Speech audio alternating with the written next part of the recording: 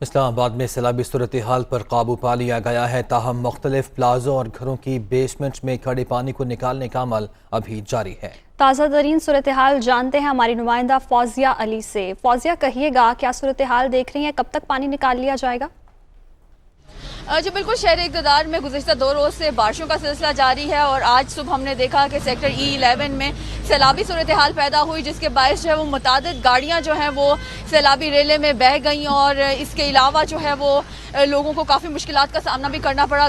گھروں میں پانی آ گیا، بیسمنٹس میں پانی آ گیا۔ اس وقت بھی ہم دیکھ رہے ہیں کہ جو پلازے ہیں بڑے یہاں پر E11 میں اور گولرا کی سائڈ میں، ان کی بیسمنٹس میں ابھی تاحال پانی جو ہے وہ موجود ہے اور ریسکیو آپریشن جو ہے وہ جاری ہے۔ یہاں پر CDA، MCI اور جو ریسکیو ادارے ہیں، متعلقہ ضلع انتظامیہ، وہ سب یہاں پر موجود ہیں۔ نالا یہاں پر یہ بہت تنگ نالا ہے جو آگے جا کر تھوڑا بڑا ہو جاتا ہے، لیکن یہاں پر ابھی بھی ہم دیکھ سکتے ہیں کہ کچھ گاڑیاں جو ہیں وہ نالے میں موجود ہیں اور ان کو نکالنے کے لیے تاحال ابھی کوئی ٹیمز وہاں موجود نہیں ہے اور یہ بھی نہیں معلوم ہو سکا کہ یہ گاڑیاں کس کی ہیں۔ محکمہ موسمیات کا یہی کہنا ہے کہ آج رات کو موسلادھار بارش دوبارہ ہو سکتی ہے اور خدا نخواستہ اس طرح کی سیلابی صورتحال اور فلش فلڈنگ کا اندیشہ ہے۔ اس وقت یہاں کی صورتحال یہی ہے کہ مقامی لوگ بھی یہاں پہ موجود ہیں، ریسکیو اہلکار بھی یہاں پہ موجود ہیں، ریسکیو کی ٹیمز بھی یہاں پہ موجود ہیں اور کوشش یہی کی جا رہی ہے کہ جہاں جہاں سے شکایات موصول ہو رہی ہیں اس کا ازالہ کیا جا سکے اور وہاں پہنچا جا سکے۔ جی